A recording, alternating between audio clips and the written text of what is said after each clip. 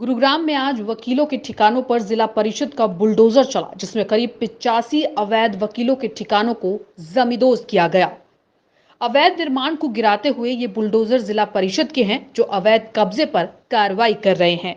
ये गुरुग्राम की पुरानी तहसील है, जिसमें करीब पिछले 30 सालों से वकील, टाइपिस्ट और अर्जी नवीस बैठकर अपना काम करते थे। लेकिन ये जमीन जिला परिषद की थी, जिसको लेकर कई बार इन लोगों को जिला परिषद की तरफ से नोटिस भी जारी किया गया, लेकिन वकीलों ने अपने ठिकानों को यहां से नहीं हटाया।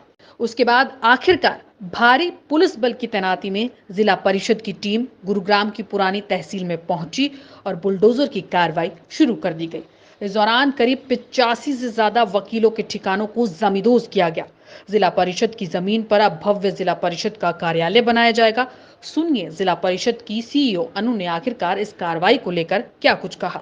ये जिला परिषद की ज़मीन है। यहाँ पर विकास सदन जो जिला परिषद का कार्यालय है, ये बनाया जाना है और इसके लिए यहाँ पे कुछ अवैध खोखे यहाँ बने हुए थे, जिनको कानूनी कार्रवाई अपनाते हुए सभी तरह के आवश्यक नोटिस दिए जा चुके थे और जितनी भी कानूनी कार्रवाई सब पूरी की जा चुकी थी।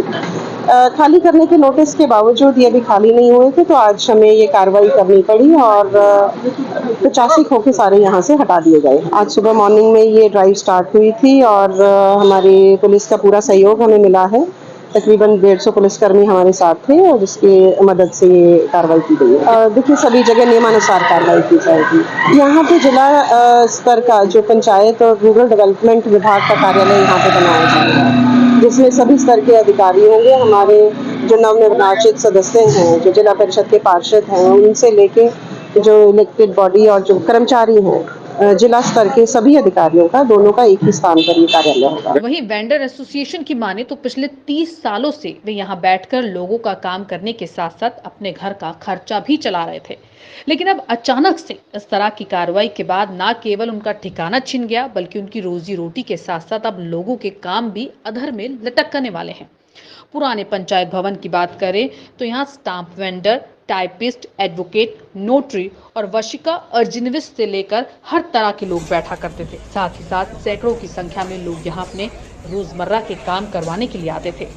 सरकार की भले ही जमीन को लेकर अपनी बात हो, लेकिन यहाँ कई सालों से बैठे वेंडर्स एसोसिएशन का आरोप है कि उन्हें एक तरह से अब बेघर किया जा रहा है।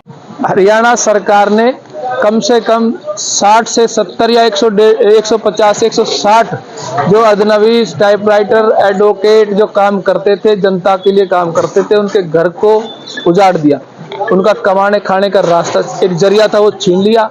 यहाँ कम से कम 30 से 35 साल से लोग बैठे थे, जिनको आज प्रशासन ने अपने लाठी के बल पर बिल्कुल उजाड़ दिया, सब कुछ तहस नहस कर दिया।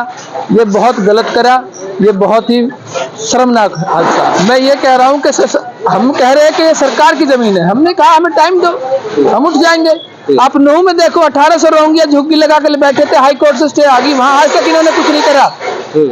हम बाहर के हैं क्या? हमारे साथ ऐसे बर्ताव करे इन्होंने? जाए ना, नहू में जाए, नहू में रोहिंग्या की अवैध कब्जों को तोड़े। अरे हमने कहा था हमें टाइम दो, 10 दिन 20 दिन, जब तक हमारी कहीं और अलॉटमेंट जगह नहीं हो जाए, बाढ़ में मिल जाए या कहीं और अल्टरनेट हो जाए, कम से कम बैठाना तो था, कहीं जगह तो देनी थी। कहाँ जाएंगे अपने कंप्यूटर, लैपटॉप, सब चीज को लेके जो लोगों का काम करते थे जनसेवा का, कहाँ बैठेंगे ये? जिला प्रशासन को कुछ नहीं है। ये सरकार जाएगी और जाने वाली है, जाते जाते सब कुछ बेच जाएगी। ये सरकार कुछ नहीं है, इन्होंने ये बेच दी होगी। टेंडर देंगे, ये पहले तोड़ने का टेंडर देते हैं, फिर बनाने का टेंडर देते हैं। इनका कुछ नहीं है। 9 साल में निकम्मी नकारा सरकार है। हालांकि सरकार एक तरफ तो कहती है कि किसी को उजाड़ा नहीं जाएगा, दूसरी तरफ उनकी रोजी रोटी छीनने का काम करती है। वेंडर एसोसिएशन ने मीटिंग कर आगे की रणनीति बनानी शुरू कर दी है।